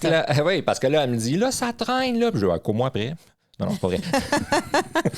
Donc, la fonction, fait que c'est là qu'on s'en va. Au lieu de rentrer puis de s'enfoncer dans la peur, on dit c'est quoi la fonction, qu'est-ce qu'elle veut pour moi? Mais c'était de maintenir les efforts que j'ai mis de propreté et que ça soit propre pour mon bien-être mental. Parce que déjà que ça joue sur le moral, être post-op, mais que ça soit dans un environnement propre, pour moi, c'est important. Donc, maintenir l'environnement propre. Et on a brainstormé sur des stratégies pour maintenir l'environnement propre. Vous comprenez le truc. Et on s'est dit, puis là, c'est là-dessus que je veux revenir, parce que là, on fait l'ajustement, là. C'était prévu, là, ça, 2 semaines après l'ajustement. C'était d'accepter de ramasser les choses au fur et à mesure, immédiatement, et que si c'était pas fait, à la demande de, mettons, je dirais, veux-tu ramasser telle affaire, l'autre le fait. C'est ça notre affaire. Ouais. Puis si c'était Jules qui se laissait traîner, tu l'accompagnais à se ramasser. Exact. Ou toi. Comment ça va, ça? Faisons le point. Moyen, parce ça que je te moyen. dirais, c'était correct, mais depuis que tu t'es fait opérer, ça ne sert à rien que je te le dise parce que tu ne peux pas le ramasser. Fait que dans ma tête, c'est comme une injustice. J'ai mis notre entente sur pause. Mais on savait que ça allait être injuste quand on l'a fait. Là. Non, moi, je l'ai pas pensé. Non, mais moi, je l'ai pensé pour dans notre vie en général, tout le temps. OK. Fait que toi, tu as une solution long terme, c'est bon aussi. Je ne l'ai pas faite pour rapport à ton opération. Je l'ai faite pour notre style de vie. Là. OK. Mais oui, OK. Donc, voilà. Mais là, on pourrait essayer de le faire parce que je suis légèrement capable de ramasser. Maintenant, je suis rendue à une béquille. Oui, c'est vrai. Fait que j'ai une main. Tu peux. J'ai une main. Tu peux ramasser tes vestes qui traînent un peu partout. Tu peux ramasser mes choses, oui. Fait que tu peux me le dire. Okay, on remet tout ça sur go? On l'essaye. On l'essaye. Même si je suis en béquille, c'est bon que je me lève tout ça parce que ça me fait faire de la physio. On l'essaye, puis on ajustera en conséquence, sachant que tu es en béquille. Là. OK, fait que rego. Je l'ai mis en pause sans que je le sache. C'est pour ça que je me disais ça va pas super bien. OK, rego pour celle-là. Tu vois, je partage 2 autres peurs parce que on en avait quand même une couple. Une des peurs que toi, t'avais, c'était une peur très légitime. Très légitime, c'était que je devienne germaine. Oh que oui. Et c'était une peur légitime parce que, justement, c'est ça. Hein, Parce que t'es-tu devenue germaine, finalement? Moi, je pense que oui. Moi aussi. C'est pour ça que je dis qu'elle est légitime. Oui. Puis, tu sais, c'est tough pas pouvoir faire. En tout cas, je trouve ça très dur. Fait qu'on s'est dit, c'est quoi la fonction de ta peur? Oui. C'était de maintenir le lien amoureux. Oui. Tu te rappelles, C'est hein? celui-là le plus fort, oui. C'était ça qui était le plus fort. Oui. Et pour maintenir le lien, le fameux lien dans nos fils, là, de maintenir le lien amoureux, parce que la germaine est meurtrière de ce lien. Totalement. J'imagine la germaine avec son couteau plein de sang. Ouais. Ah oui. Donc, sachant que la fonction, c'est de maintenir le lien amoureux, ce qu'on avait trouvé comme stratégie, puis tu l'as fait à 2 reprises, c'était si je deviens germaine, je t'avais dit si je suis germaine, il y a une raison. Mhm. C'est parce que j'ai une peur en arrière. Mhm. J'ai une peur ou un besoin. En fait, c'est une Exactement. peur ou un besoin. Et là, laisse-moi répondre à la question. Vas-y. Qu'est-ce que je dois faire que tu m'as bien dit que je ne fais pas toujours parce que je n'y pense pas, mais que là, je l'ai dans ma tête, c'est te demander as-tu peur de quoi, mon amour? De quoi tu as Ouais. peur? De mon quoi amour? tu as peur ou de quoi tu as besoin? Ouais. C'est De un quoi des tu as peur, deux. de quoi tu as besoin, mais la peur me parle plus. Je l'ai fait 2 fois. Ouais. Mais j'y pense jamais de dire ça. Je le sais, t'arrêtes pas de me le dire. Mais demande-moi mes peurs. Puis oui, mais je l'ai fait 2 fois, puis ça a marché. Faut juste que je me le rende dans l'automatisme. Ouais, ouais. Tu t'en rappelles-tu d'une de ces fois-là? On dirait que On est en auto une fois, Ouais. puis l'autre, non. OK, non, tu t'en rappelles pas. C'est parce que là, tout de suite, je te donne ma peur, puis là, ça désamorce tout. Parce Ouais, que là, c'est tu réalises que je veux pas être germaine, Ouais. mais que germaine est Elle a peur de la- quelque chose. c'est la stratégie pour assouvir ça. Ouais. Ouais. Souvent, c'est en lien avec notre fils, là. Oui, oui, souvent. Tu sais, peur qu'il manque de nutriments, Ouais. peur qu'il soit trop fatigué, peur que Ouais. ci, peur que ça. Ouais, c'est ça. OK, c'est bon. Fait que là, toi, tu avais peur que je meure puis peur de la germaine. Ouais. Et là, ben là, tu te dis, ben il faudrait juste que je me rappelle c'est quoi ta peur. Fait que je sais pas, ça serait quoi ton truc là, pour y penser, mais. Ben, ce serait que tu sois germaine souvent que je puisse le pratiquer. Ah, ben écoute, je vais faire un effort pour toi cette semaine. Je vais faire un effort pour toi cette semaine. Moi qui me sens tellement. de même. Oh my God. Et puis, une dernière peur que moi, j'avais, c'était justement d'être gossante. Tu vois, c'est très en lien. J'avais peur d'être gossante avec toutes mes demandes. Ouais, ouais. Et je pense que je le suis. Ouais, absolument. Fait que toi, nos peurs étaient pas fous. Non, mais. Ben, tu sais, t'es une gossante gentille, là. T'es pas une gossante Non, mais méchante, nos là. peurs étaient pas. Il était assez C'était spot on. pas des peurs folles, là. C'était assez, ben, sauf la mort, là. T'es assez Ouais. spot on, là. Sauf la mort, je trouve que c'était des peurs parce que souvent, c'était pas des peurs irrationnelles. Non, là. non, on non, se non. connaît, On se on connaît connaît très notre bien. passé, puis Ouais, on oui. dit, hey, ça, c'est un risque, un pas pire risque. Ben oui, là, tu sais. ben oui. Fait que j'avais peur d'être gossante et que ce fait d'être gossante amène un éloignement. Pour vrai, ça l'a fait un peu. Oui, ben oui. Parce que j'ai eu l'éloignement, je l'ai eu quand même. Mais on n'a pas fait ce qu'on a dit. Non. Check ça. Ouais, qu'est-ce qu'on a dit? La fonction de ma peur d'être gossante, donc pourquoi j'ai cette peur-là? Donc, c'est quoi le but de la peur? C'est je veux garder la connexion affective. Tu te rappelais? Je parlais Ça a fait d'affection. l'effet- ça a Justement, tantôt, ça on a disait fait qu'on n'avait l'effet plus contraire. d'affection. Ouais. Puis on a dit, mais pour maintenir la connexion affective, on peut se faire massage de cuisse, parce que je Ouais, t'as mal suspectais. là. Écouter un film ensemble. Jouer à Mario Tennis, on a mis. C'est drôle, ça se fait-tu avec un genou pété? Je suis pas sûre. Oui, ça joue assis. Avoir des fenêtres érotiques. Tu sais, fait qu'on s'était mis une liste de choses Ouais. qu'on n'a rien fait de ça. Non. Fait que On a ça, écouté un film. on a écouté un film une fois. Ouais. Ouais. Puis le début était un peu rocambolesque, là, je me rappelle pas pourquoi. Là. Je pense que ça marchait pas ou il y avait quelque chose. Parce qu'il mais... était juste en français. Ah oui, c'était compliqué. Mais une fois qu'il était parti, ça a quand même fait un petit. Je pense que c'est le seul moment de connexion que je me rappelle Oui. qu'on a eu C'est depuis. vrai. C'est vrai, on a été déconnectés. Ouais. Un peu, oui. Mais tu vois, le film, on l'a fait parce qu'on y a pensé Ouais. dans notre dîner au resto. Oui, parce qu'on l'aurait pas fait. Parce qu'on l'aurait pas fait. Ouais. Parce qu'on n'a pas tendance à écouter des films ensemble, parce qu'on n'a pas les mêmes goûts. en Non, tout. vraiment pas. Alors, voilà, fait que ça donne un peu une idée de l'exercice. Fait que c'est un petit outil que vous pouvez tester à la Mais maison. c'était cool cet exercice-là. Ben moi, ça m'a Moi, j'avais apaisé beaucoup aimé ça, avant, moi en aussi. tout cas. Moi aussi, m'avait beaucoup apaisé. j'ai beaucoup aimé ça. Mais je pense que ce qu'on apprend aujourd'hui, c'est que le faire une première fois, c'est important. Puis on se donne le temps. On s'est donné un lunch, nous autres, mettons, d'1 heure, 1h30. Puis on a fait ça tranquillement. Puis là, ça l'a déjà apaisé une première couche. Oui. Mais c'est important de faire un retour puis des ajustements. Fait que je savais qu'on allait le faire ici au podcast 2 semaines après. Donc, c'est pour ça que je ne l'ai pas prévu en dehors. Mais si on n'avait pas fait le podcast, il aurait fallu se prévoir un autre lunch. 2 semaines après, 1 semaine après, ça dépend. Finalement, est-ce Dire, que les peurs se concrétisent? finalement, Qu'est-ce qu'on fait? Est-ce qu'on le fait? Ah, ça, on a oublié. Qu'est-ce qu'on ajuste? C'est jamais du premier coup. Faut pas se fâcher ou se dire, on l'a pas fait, on est poche. Ou... C'est normal. Ouais. Des fois, tu sais, on est surchargé. Donc, c'est vraiment de revenir et de dire, OK, on se réajuste. OK, ramasser, on le refait. Go. Ouais. OK, on le fait là, de façon réciproque. OK, on le réessaie. Puis là, on va partir comme ça. Une des craintes aussi qui serait légitime d'avoir, mais que nous, on n'a pas eu parce qu'on a beaucoup d'outils, c'est l'impact sur le désir sexuel. Parce qu'on s'entend que c'est une crainte légitime, là. Moi, je trouve quand on devient, quand la maladie arrive ou les blessures ou le lien des dents, je trouve que c'est normal qu'on craint que ça l'impacte notre désir ou notre sexualité. Et pour nous en parler, on va recevoir François Renaud, sexologue, à l'instant en entrevue, qui va nous parler un peu des impacts d'être proche aidant sur le désir sexuel avec des pistes de solutions. Bonjour François! Allô? Allô, bienvenue dans notre podcast. Merci d'avoir accepté l'invitation. Ça me fait plaisir. Alors, toi, tu es sexologue et psychothérapeute à Montréal, donc au Québec, pour ceux qui sont nos amis à travers le monde. Le Montréal, c'est au Québec, au Canada, encore plus précisément. Et la raison pour laquelle on t'a invité, en fait, c'est pour nous parler très spécifiquement, parce que je comprends que tu as fait des collaborations avec La Pluie pour parler de proche aidance, c'est bien ça? Ah oui. Exact. Donc, la proche aidance, c'est quelque chose que tu connais quand même assez bien? Oui. Et étant sexologue, est-ce que tu pourrais nous parler, François, un peu des impacts qu'on peut s'attendre à avoir quand on est proche aidant, quand on devient proche aidant de son amoureux, de son amoureuse, sur le désir sexuel d'un et de l'autre? Oui, donc c'est probablement une des choses qui est le plus fragilisée dans une relation de proche aidance parce que ça change un peu la perception qu'on va avoir de un et de l'autre. Donc, le côté parfois amant-amante est comme un peu évacué. Là, le côté plus amoureux, soutien, embarque. Puis c'est souvent ça qui est comme mis de l'avant. Puis c'est comme la sexualité, des fois, est comme reléguée un peu là, en arrière-plan.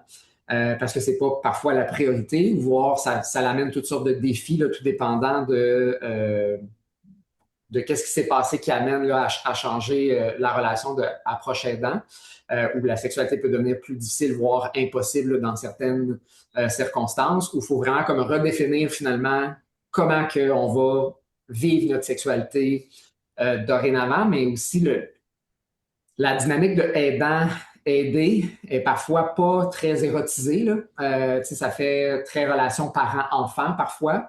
Fait que plusieurs personnes ont tendance à désérotiser ce rôle-là, vont se sentir plus comme un enfant ou plus comme un parent ou vont percevoir l'autre un peu comme un enfant. Puis c'est vraiment pas des choses qui vont stimuler le plus le désir sexuel chez la majorité là, des gens.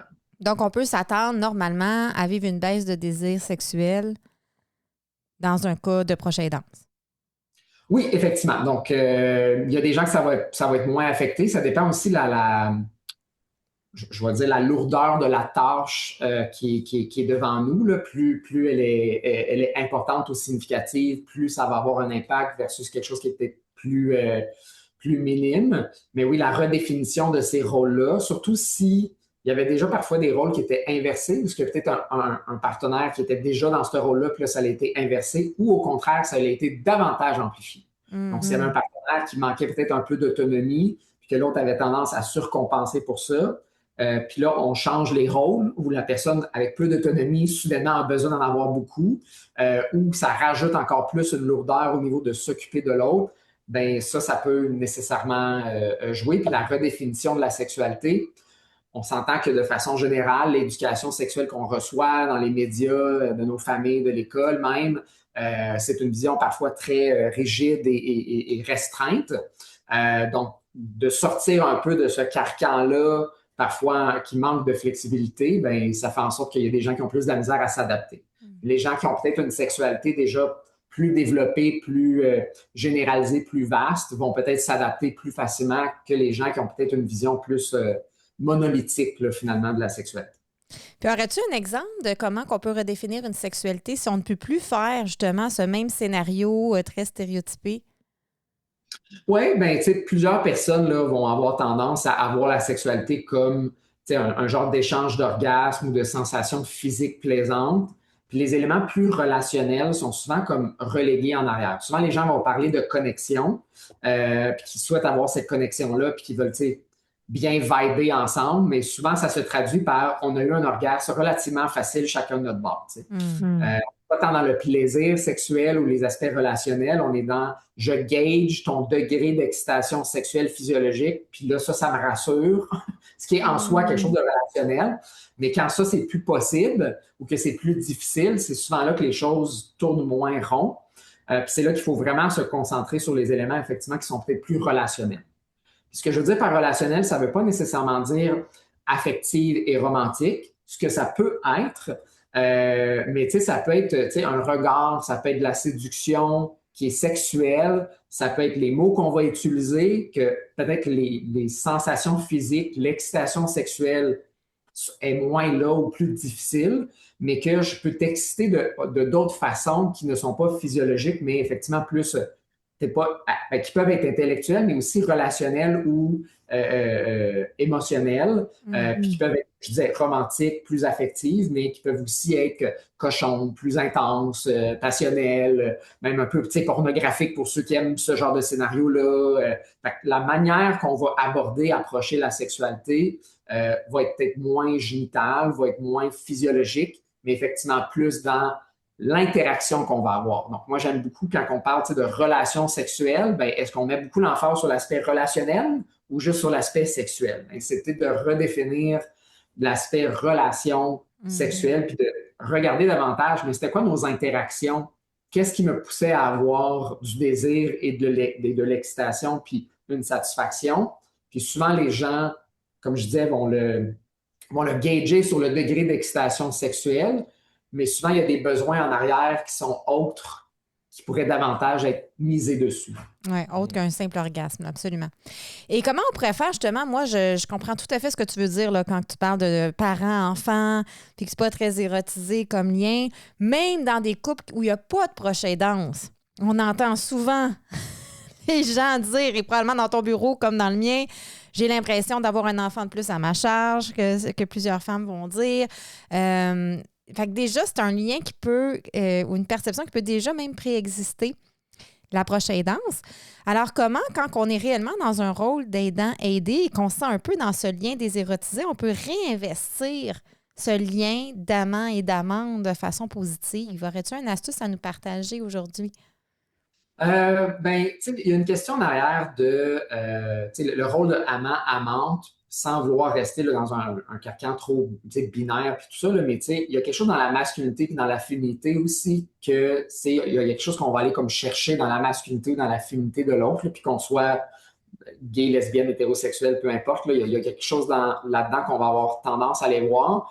Puis dans la prochaine danse, souvent, effectivement, le côté amant-amante, parent-enfant, mais c'est souvent ce côté-là qui change. Je vois plus l'homme, je vois plus la femme, je vois l'aidant, je vois l'aider. Donc, comment est-ce que j'exprime, en fait, ma masculinité, ma féminité? Ce que j'entends par ça, c'est comment est-ce que tu séduis, finalement?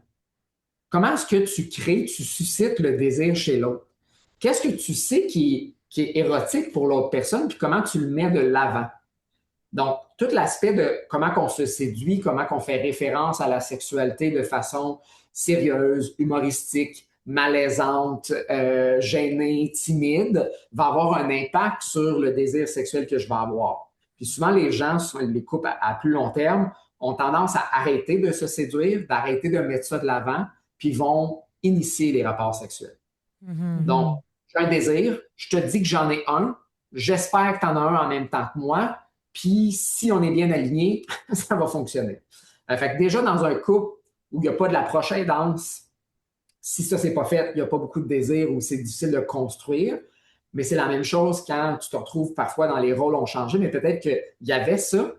On mettait de l'avant notre féminité, notre masculinité, mais là, parce qu'il y a peut-être un handicap ou même un changement de personnalité dans certaines circonstances, mais j'ai plus l'homme, j'ai plus la femme, j'ai plus la personne que je considérais désirable et séductrice devant moi parce qu'ils ont des limites physiques, ils ont des limites même cognitives qui font que peut-être je suis moins désirable. J'ai besoin de peut-être redéfinir un peu finalement qu'est-ce que je peux trouver attirant, sexy. Est-ce qu'il y a d'autres éléments que je peux aller alimenter ou mettre de l'avant ou souligner chez moi, chez l'autre pour retrouver ce côté-là plus attirant sexuellement. Donc, autant chez moi, mettre plus de l'avant ce côté-là, homme, femme, cette féminité, cette masculinité, mais aussi de le voir autrement chez l'autre quand c'est plus accessible comme avant. Donc, de s'adapter là, à ce niveau-là. Puis, moi, je trouvais ça intéressant avant de conclure parce que tu dis, même pour ceux qu'avant la maladie ou la blessure ou l'handicap, peu importe, c'était déjà, parce que c'est ce que je vois aussi, c'était déjà un défi. On allait juste faire des demandes un peu maladroites. Donc, la communication sexuelle était déjà faible. Le désir sexuel peut déjà être très décalé entre les partenaires. Donc, les défis peuvent précéder et donc s'empirer, j'imagine donc, avec la prochaine danse. Mais quel conseil donnerais-tu aux couples qui nous écoutent qui ne sont pas encore dans un contexte de prochaine danse, mais qui pourraient l'être un jour pour en fait optimiser leur chance que ça se passe mieux? Mais il y a deux éléments à regarder. Il y a comme la séduction dont je viens de parler. Donc, est-ce que vous mettez en valeur des moments où on crée, en fait, une forme de tension sexuelle, comme on a tendance à le faire généralement au début d'une relation, là? Que ton approche, généralement, c'est pas juste de dire « Hey, veux-tu baiser? » quand tu viens juste de t'asseoir pour manger au restaurant. Il y a comme un préambule pour se rendre à cette demande-là. Mais souvent, les couples ont comme arrêté cette préambule-là. Fait que c'est de réintroduire cette préambule-là. Mais il y a aussi la qualité des relations sexuelles après. Parce que je peux être un excellent séducteur, une excellente séductrice, mais si le sexe que j'ai, il est plus intéressant, il est devenu redondant, il est prévisible, nos insécurités puis nos anxiétés sont tellement devenues évidentes qu'ils sont un genre de turn-off, bien, il faut que je regarde aussi la sexualité elle-même. Donc, moi, l'analogie que je donne, c'est la séduction, c'est tes ingrédients puis la recette que tu vas faire, mais si tu n'arrêtes pas de mettre ta recette à 500 degrés Celsius, à broil dans le four, puis ça sort toujours brûlé, bien ça, c'est ta relation sexuelle. Fait qu'est-ce que tu as la bonne température de four pour que la relation sexuelle est vraiment intéressante? Comme on disait tantôt, les gens souvent sont tellement axés sur donner un orgasme. À un moment donné, ça devient comme redondant. Tu n'as plus la valorisation que tu avais au début de donner un orgasme à la même personne pour bien des gens, même si la sensation est agréable. Souvent, c'est comme ça prend plus de temps, on lubrifie moins rapidement, on a une érection moins rapidement, l'orgasme prend plus de temps. Puis là, c'est comme si c'est devenu plus plate. Puis les gens sont comme, bon, mais on va tenter de spice things up, de rendre ça plus piquant. Puis ils sont comme, on va changer de pièce, ou on va changer de position, ou on va introduire des jouets sexuels, mais on fait l'amour de la même façon. C'est la même vibe. Puis l'exemple que je donne souvent, c'est comme regarder une émission de télé. Pour moi, faire la sexualité de 22 minutes, là, si je prends ma télé et je fais juste la déplacer de pièce, ou je la déplace. Jamais à l'envers, oui, c'est ça. C'est le même épisode là, que je regarde. Fait que moi, souvent, ce que je demande aux gens, c'est « Mais c'est quoi ton style sexuel? » Comment, si j'allais vous regarder sexuellement, là, ça serait quoi les qualificatifs que je donnerais à ton rapport sexuel? Comme c'est hard, c'est rapide, c'est lent, c'est amoureux, c'est cochon, quel mot vous avez tendance à utiliser. Fait que je demande aux gens de vraiment décrire leur style sexuel. Puis souvent, les gens, ce qu'ils vont dire, c'est ils ont un ou deux styles qui font juste comme répéter, puis ils se sont comme un peu lassés, ou typiquement, c'est devenu mécanique. On fait la recette que je connais qui t'amène à l'orgasme. C'est ça. La recette du lundi soir, là, le macaroni, la sauce tomate. Exactement. Je sais comment me rendre au point final, mais c'est comme si me rendre au point, c'est devenu tellement plate. La finalité est intéressante, ou du moins nous donne l'impression qu'elle est intéressante, mais c'est comme se rendre là, c'est comme je ne sens plus le plaisir de mon partenaire quand elle ou lui me touche. Je sais ce qu'il va faire après, il me touche toujours un peu de la même façon. Oui, ça me donne des sensations physiques agréables, mais je suis plus stimulé relationnellement dans l'interaction que je suis en train d'avoir. Ça manque de stimulation, absolument. Donc, ce que tu es en train de nous dire, si on voulait conclure un peu les deux angles que tu nous proposes, qu'on soit dans un contexte de prochaine danse ou pas, parce que ce que tu nous dis, ça s'applique dans les deux cas, il y a deux angles qu'on peut regarder. Le premier, c'est le préambule de séduction, où est-ce qu'au lieu de juste dire, ben moi, en ce moment, je ferais l'amour, es-tu disponible, oui ou non? Mais il y a de la séduction comme au début ou comme on fait quand on est célibataire. Il y a une tension qui se crée, il y a des regards, il y a une façon d'être. Ça, c'est un angle, la séduction. Et l'autre angle, c'est même une fois séduit, il faut que ça goûte bon. Hein? Donc, faut que ça soit stimulant. Peut-être qu'on peut changer de poste une fois de temps en temps et pas juste la télé de salle. Ben, un grand merci, François, d'avoir pris ce temps-là aujourd'hui avec nous pour nous donner ta perspective. C'est très apprécié et puis on te souhaite une très belle journée. Vous autres aussi. Bon, hein? Fait que ça en fait des affaires qui sont impactées par la prochaine danse. Ben, c'est sûr. Écoute, le lien d'attachement, la dynamique de couple, la sexualité. Il y a beaucoup d'adaptations à faire. Et je pense que, tu sais, il y a être proche aidant de son amoureux, de son amoureuse. Mais, tu sais, je pense à ça, il y a aussi être proche aidant de son enfant. Ben oui, ça peut arriver, c'est sûr. Il y a Parce plusieurs que- sortes là, de proches aidants. Là, c'est moi, mettons, avec toi, mais ça aurait pas été Jules qui se serait pété le genou, mettons. Ben, exactement. Ça serait pété les genoux. Ouais. Non, mais mettons que je pense à des cas un petit peu plus importants, un petit peu plus graves. Il peut y avoir, tu sais, vraiment des enfants qui ont besoin d'énormément d'attention. Oui, c'est sûr. Je me dis, dans un couple avec rien, là, donc pas de proche aidance nulle part, ils ont déjà de la difficulté à trouver du temps, ce que j'appelle l'espace érotique. Mhm. Donc, du temps pour cultiver le désir, l'énergie ou l'effort de vouloir justement se séduire. Tu sais, ce que nous disait François, Oui, se séduire, d'augmenter la qualité oui, des relations sexuelles et non juste la sexualité, des exactement. relations Que ce sexuelles. soit toujours C'est redondant. ça. Mais j'ose imaginer si en plus de ça, on s'occupait d'un enfant handicapé. Fait que pour nous redonner un petit peu d'espoir, on va accueillir notre dernière invitée, qui est Stéphanie Sigouin. Et elle va nous parler de son expérience parce qu'elle a eu un enfant, justement, avec un handicap. Mhm. Et non seulement elle a réussi à s'adapter avec son mari à cette situation-là, mais ils en sont ressortis encore plus forts. Oui. Donc, accueillons Stéphanie pour nous parler de ça. Bonjour Stéphanie! Bonjour, ça va bien? Salut Stéphanie! Ça va bien? Hey, merci de venir conclure cet épisode avec nous, avec ton histoire de vie qui est tellement inspirante.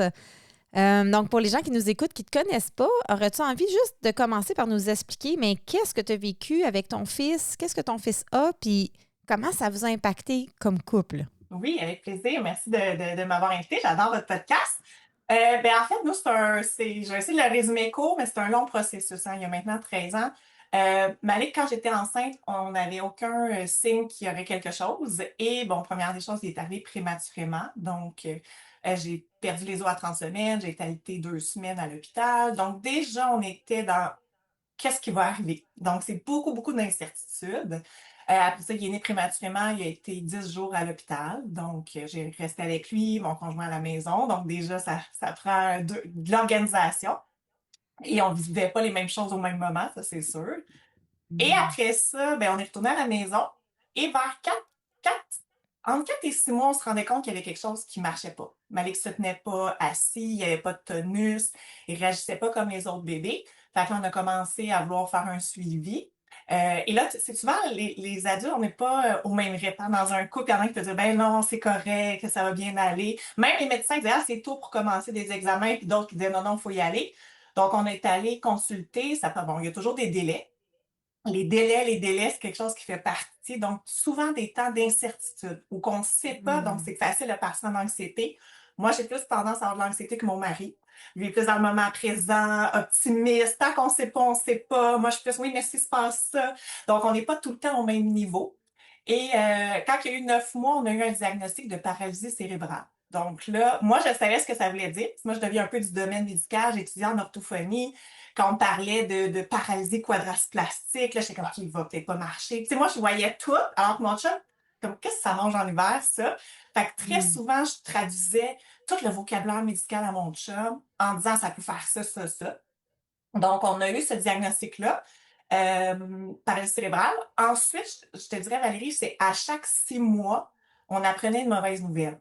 Parce que là, quand tu as ce diagnostic-là, on va aller passer un IRM. Là, tu passes l'IRM. Là, tu vois que le cerveau est extrêmement endommagé. Là, tu dis, OK, ça va être gros, ça va être sévère, le potentiel est très limité. Fait que là, tu te projettes beaucoup, ça va être quoi notre vie? C'est quoi qui va arriver? Puis les deux sont pas pareils. Donc, c'est toujours comme un peut être plus angoissé, l'autre plus. Fait que c'est vraiment ça, je te dirais, le décalage. Et là, les mauvaises nouvelles, c'était on faisait beaucoup, beaucoup de suivi. Donc, on avait de l'ergo, de la physio, de l'orthophonie, de la neuropsy. Et les mauvaises nouvelles sont arrivées à chaque 6 mois. Tu sais, qu'il ne pourrait pas marcher, nous, il est en fauteuil roulant, qu'il ne pourrait pas parler, donc nous, il est non-verbal, même qu'il ne pourrait pas manger, nous, il est gavé, fait qu'on a passé à faire une opération. Donc, c'était beaucoup, beaucoup de mauvaises nouvelles et je dirais beaucoup de deuil. Puis, quand t'es deux personnes, des deuils, t'es vis pas au même rythme.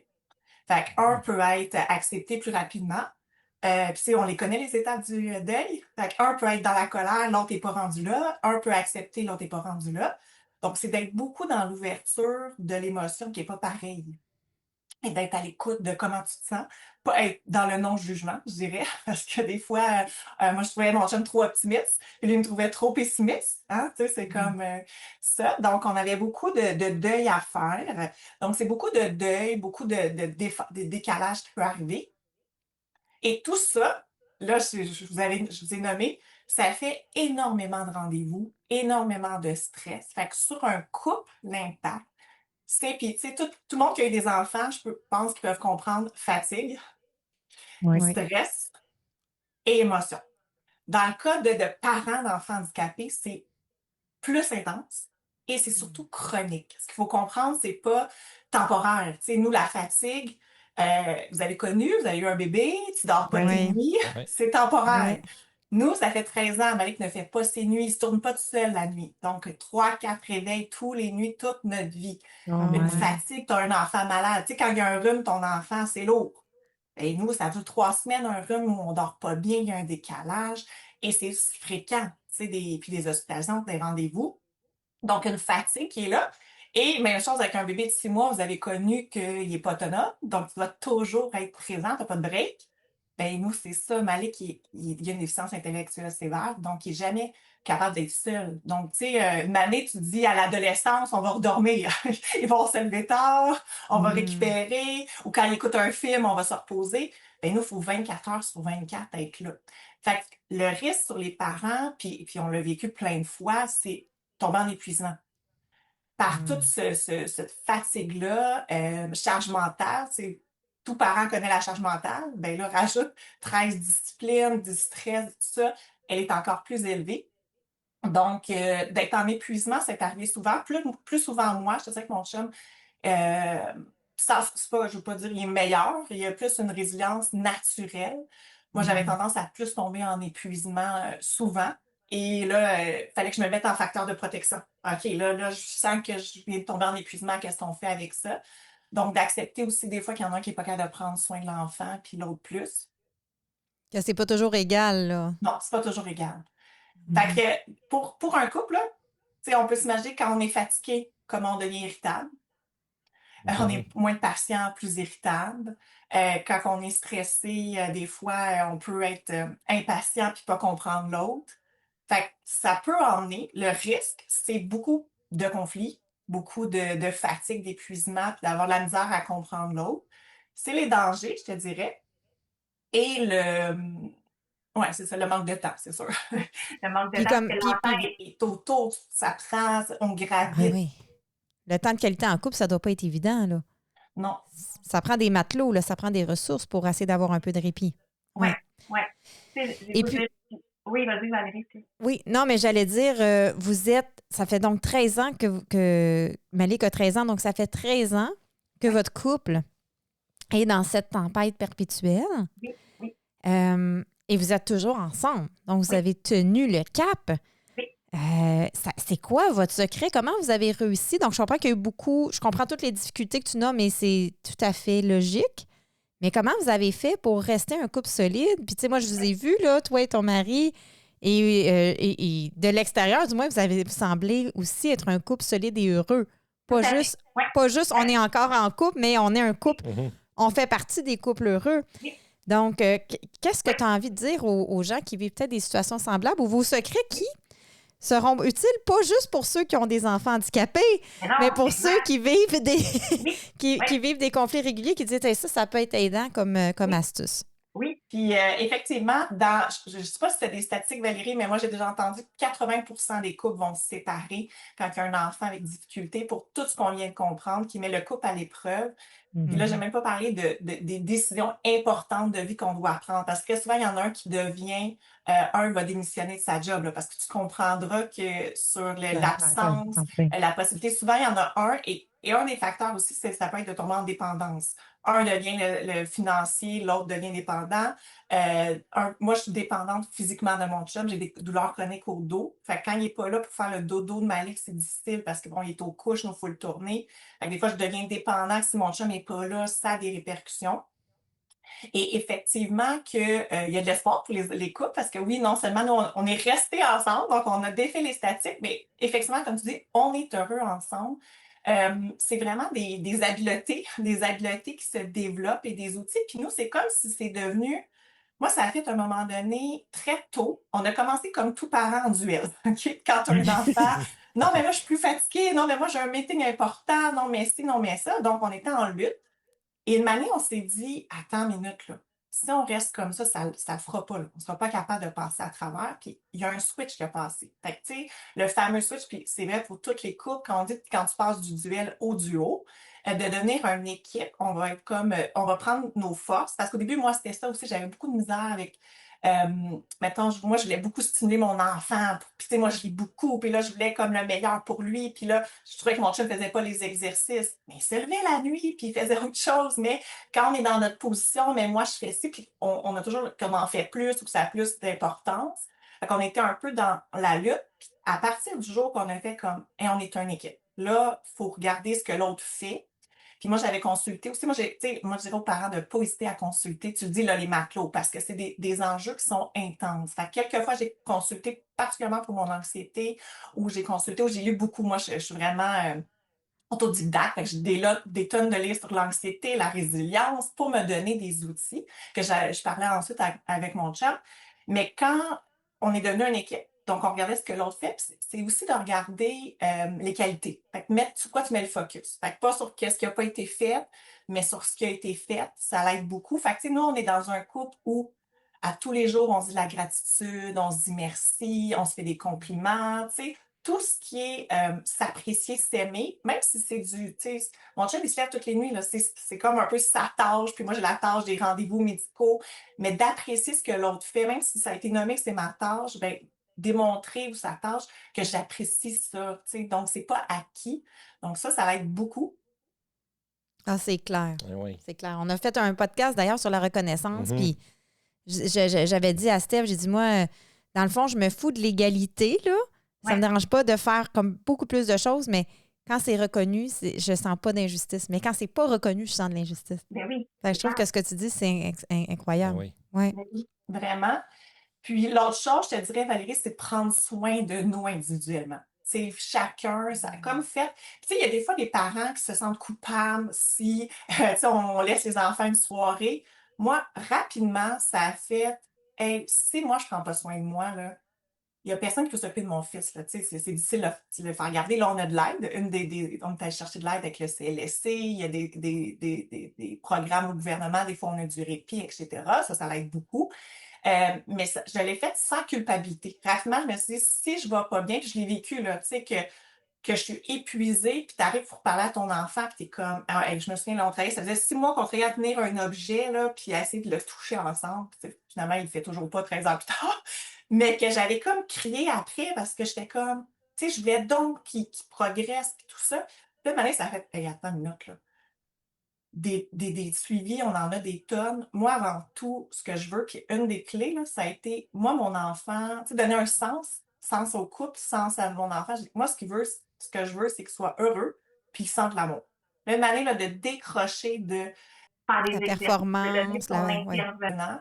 C'est ça important. Fait que là, ça a fait, ben, si moi, je veux être capable d'être aimante puis patiente, ben, il faut que je prenne soin de moi.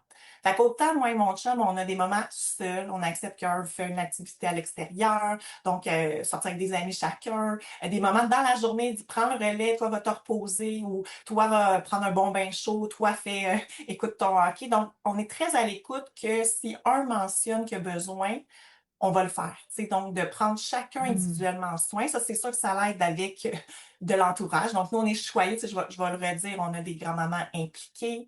On a, donc, sont présents les mamies, etc. Donc, ça donne des breaks. On a des gardiennes aussi pour s'occuper de Malik, de donner du repos. On a cette chance-là. Donc, prendre soin de nous et prendre soin du couple. Parce que si on veut rester une équipe, Puis, on a presque picoché, là. C'est un contexte qui est favorable à ça. Donc, de dire, s'assurer qu'on a des dates. Donc, nous, une fois semaine, on s'assure d'avoir un bon moment ensemble. Même si on a Malik, là, nous, notre fils, il peut être à côté, il est très passif. On peut avoir une date en présence de notre enfant, là, c'est ce que tu peux dire. Faut regarder si on est capable de faire ça. Il va pas faire de crise de béquille. Moi, mon fils est très joyeux, là. On y met un jeu, on y parle un peu, on peut avoir des belles conversations, on peut avoir du plaisir, on met de la musique, on va prendre. On est beaucoup dans mettre de la joie dans notre vie. S'assurer que tous les jours, on fait une activité qui nous rend heureux. Fait qu'autant individuellement, mais autant que couple. Puis, on va régulièrement faire des dates, on va sortir, aller voir des spectacles, on va, s'assurer de nourrir le couple pour nourrir les sentiments amoureux. C'est quelque chose qui demande des efforts, qui demande de vouloir le faire, mais rapidement, c'est dit, puis on l'a vu, là, des moments où on devient, ça arrive, là, qu'on l'échappe, puis on va regarder ce que l'autre n'a pas fait. Bien souvent, c'est « Hey, on n'a pas assez connecté. » Là, il est temps qu'on passe du temps ensemble pour être plus tolérant à notre quotidien. T'sais. Donc, ça revient un peu à un concept là, qu'on enseigne chez Endualendu, quelque chose affectif, de dire tout à fait. Oui. Si on n'a pas fait assez de dépôts dans notre compte d'amour, là, ça va paraître. Oui. Là, la déconnexion va avoir un prix. Exact. Puis comme nous, on se dit, puis on veut garder notre fils. Il y a c'est des cas lourds, ils pourraient être placés, c'est quelque chose, mais on a déjà eu des discussions. Puis pour pas arriver à un placement, faut que tu t'assures d'avoir des moments de répit, du temps de pause. Ça devient un peu c'est un must. Tu sais, quand ça devient dans ta tête, si on veut rester ensemble à long terme, si on veut rester disponible pour notre fils, il faut l'inclure. C'est comme on peut pas l'oublier. C'est essentiel, c'est nécessaire. Fait que quand tu comprends ça, tu le mets en agenda. Puis ça veut dire aussi d'être capable de dire non, tu sais, écouter ses besoins, là. C'est dire non aussi des fois, on prend des engagements sociaux. OK, on était supposé aller à tel endroit, puis une manée tu te lèves, t'es épuisé ou le couple, ça va pas, de dire, même si ça déplaît la personne, aujourd'hui, il faut que j'écoute mon besoin qui est juste me reposer ou émotionnellement, je suis pas disponible. C'est arrivé, là, moi-même, aller dans un brunch entre amis, puis les émotions sont trop fortes parce que c'est des deuils tellement... des fois, tu penses que t'es correct, puis là, tu vois des enfants. Nous, on a fait le deuil de la famille aussi parce que il y a une partie que j'ai oublié que c'est une maladie génétique, puis qu'on a eu aussi à 5 ans un diagnostic que c'était dégénératif. Hein. Donc, finalement, c'est pas une paralysie, ils se sont trompés dans le diagnostic. Donc, nous, on a su que c'est quelque chose qui allait évoluer. Donc, ça va empirer avec les années. Et on avait une chance sur 4 là, d'avoir un autre enfant comme ça. Fait qu'on a essayé d'avoir d'autres enfants via fertilité. Finalement, j'ai fait 3 fausses couches, on a arrêté. Fait qu'on a aussi fait le deuil d'une famille dite normale, élever des enfants, etc. Puis des fois, tu es bien au quotidien, puis tu vas avec un brunch avec des amis, puis ça arrive que, les émotions sont trop fortes. Fait que ça aussi, dans les trucs, quand un disait « ça va pas bien, il faut que je parte », il n'y a pas de « voyons, gère-toi ». Il y a beaucoup de non-jugement de l'autre. De dire « tu vas pas bien, c'est correct, viens, on s'en va » ou « t'as besoin de quoi ». Donc, tu sais, une des habiletés, c'est qu'on est à l'écoute de notre besoin, mais on est capable de se les nommer.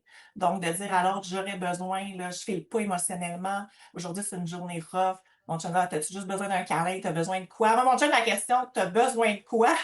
Il l'a très bien compris. Il l'a compris, lui, hein? T'as pas écouté le début du podcast, mais c'est vraiment la question que Stéphane essaie d'intégrer. Là. Je vais aller prendre un café avec ton chum, puis je vais aller médiquer un peu.